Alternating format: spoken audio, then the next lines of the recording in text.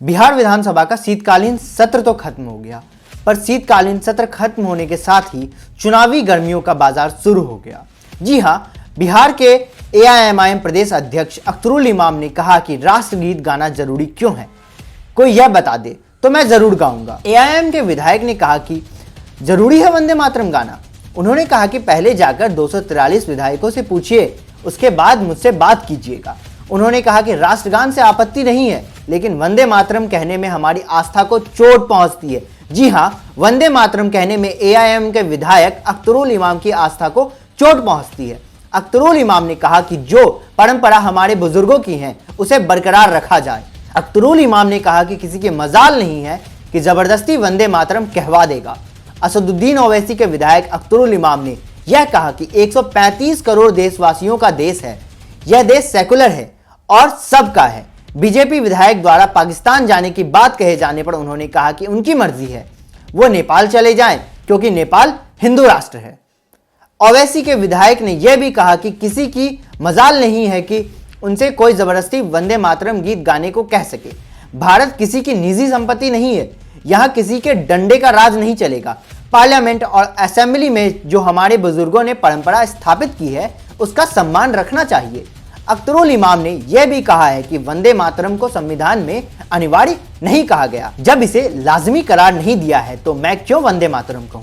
उन्होंने अजीबोगरीब बयान देते हुए कहा कि देश में कई लोग नॉन वेजिटेरियन हैं और कई लोग वेजिटेरियन हैं। मीडिया द्वारा सवाल पूछे जाने पर असदुद्दीन ओवैसी के विधायक अख्तरुल इमाम ने भड़कते हुए कहा कि आपके कहने से देश नहीं चलेगा, संविधान में जो लिखा हुआ है उसी से देश चलेगा।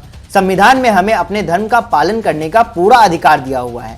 आपको ये बता दें कि संविधान में ना तो प्रणाम करने का ना तो किसी की खैरियत पूछने का भी जिक्र किया गया है, फिर भी हम एक दूसरे की खैरियत पूछते हैं।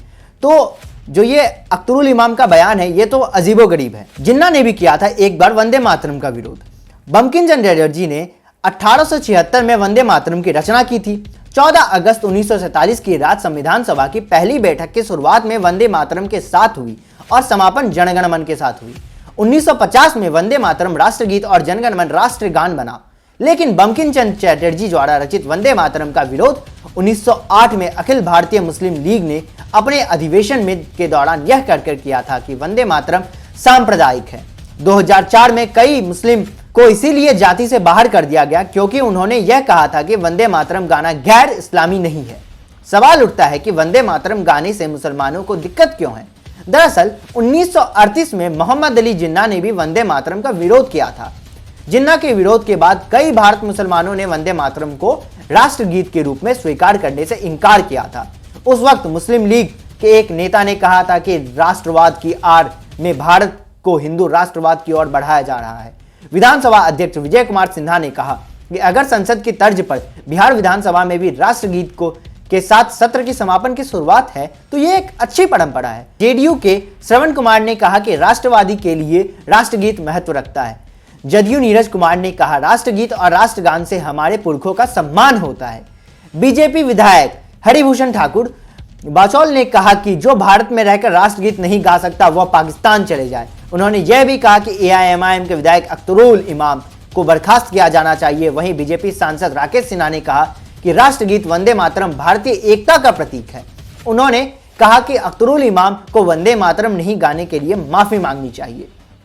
अख्तरुल इमाम का इससे पहले जो बयान आया था कि बीजेपी विधायक को नेपाल चले जाना चाहिए क्योंकि नेपाल एक हिंदू राष्ट्र है, शायद उन्हें इस बात की पता नहीं कि नेपाल हिंदू राष्ट्र था, अब नेपाल हिंदू राष्ट्र नहीं है और वंदे मातरम गाने पर किसी भी राजनेता को आपत्ति नहीं होनी चाहिए। और ज्यादा जानकारी के लिए इस खबर पर हम आपके साथ बने रहेंगे। तब तक के लिए देखते रहिए WCG न्यूज। लाइक करें, शेयर करें एंड सब्सक्राइब करें।